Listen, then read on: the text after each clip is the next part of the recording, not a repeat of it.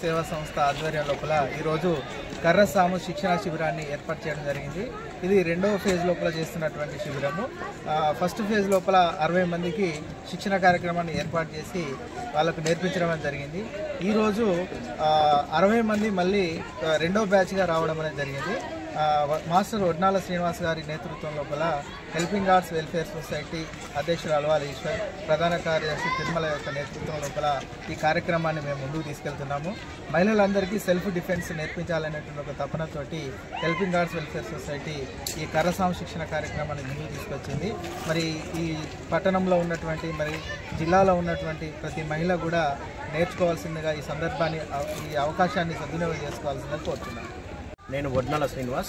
గత 25 సంవత్సరాల నుండి సిరిసిల్ల పట్టణ మరియు తదితర ప్రాంతాల మహిళలకు మరియు పురుషులకు కూడా మార్షల్ ఆర్ట్లో నేర్పిస్తున్నాను. మార్షల్ ఆర్ట్లో భాగంగా సెల్ఫ్ డిఫెన్స్ కార్యక్రమాన్ని ఈరోజు సెకండ్ స్టేజ్లో పిల్లలందరికీ నేర్పించడం జరుగుతుంది. ఇది మహిళలకు 12 సంవత్సరాల నుండి 50 సంవత్సరాల పైబడిన వారందరూ కూడా దీనిలో అర్హులే, వచ్చి నేర్చుకోవచ్చు. ఇది పూర్తిగా ఉచితంగా హెల్పింగ్ ఆర్ట్స్ స్వచ్ఛంద సంస్థ ద్వారా పూర్తిగా ఉచితంగా నేర్పించడం జరుగుతుంది.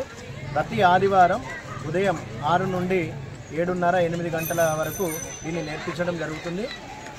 ఈ యొక్క ఉద్దేశం ఏంటంటే, దీని ఉద్దేశం ప్రతి మహిళ కూడా సెల్ఫ్ డిఫెన్స్ ఎవరో అంటే ప్రమాదం జరిగినప్పుడు ఎవరో వచ్చి కాపాడతారని చూడకుండా వాళ్ళకు వాళ్ళు ప్రొటెక్షన్ చేసుకొని వాళ్ళు రక్షించుకోవడానికి వీలుగా ఉంటుందని ఈ కర్రసాము నేర్పించడం జరుగుతుంది. ఈ యొక్క సిరిసిల్ల పట్టణంలో గత దసరా సెలవులలో కూడా మేము 15 రోజుల శిక్షణ కార్యక్రమం ఏర్పాటు చేసి విజయవంతంగా ముగించడం జరిగింది. ఇది సెకండ్ ఫేజ్లో మళ్ళీ ఈరోజు స్టార్ట్ చేయడం జరిగింది. ప్రతి ఒక్క మహిళలు అంటే బాలికలు మహిళలు అందరూ కూడా ఈ అవకాశాన్ని వినియోగించుకోవాలని తెలియజేస్తున్నారు. ఈ విషయాన్ని సద్వినియోగం చేసుకోవాలి. ఎవరికి వారు ఆత్మరక్షణ కలిగి ఉండాలి. అంటే ఎవరికైనా ఆపద వచ్చినప్పుడు వాళ్ళని రక్షించుకునేటట్టు ఉండాలి. అందుకోసమే ఈ కర్రసాము అనేది నేర్పించడం జరుగుతుంది. ఎవరికి భయపడకుండా ఈ కర్రసాము నేర్చుకొని ఒక ఝాన్సీ లక్ష్మీబాయి లాగా, రుద్రమాదేవి లాగా వాళ్ళని కాపాడుకోవడమే కాకుండా రాజ్యాలను కాపాడారు.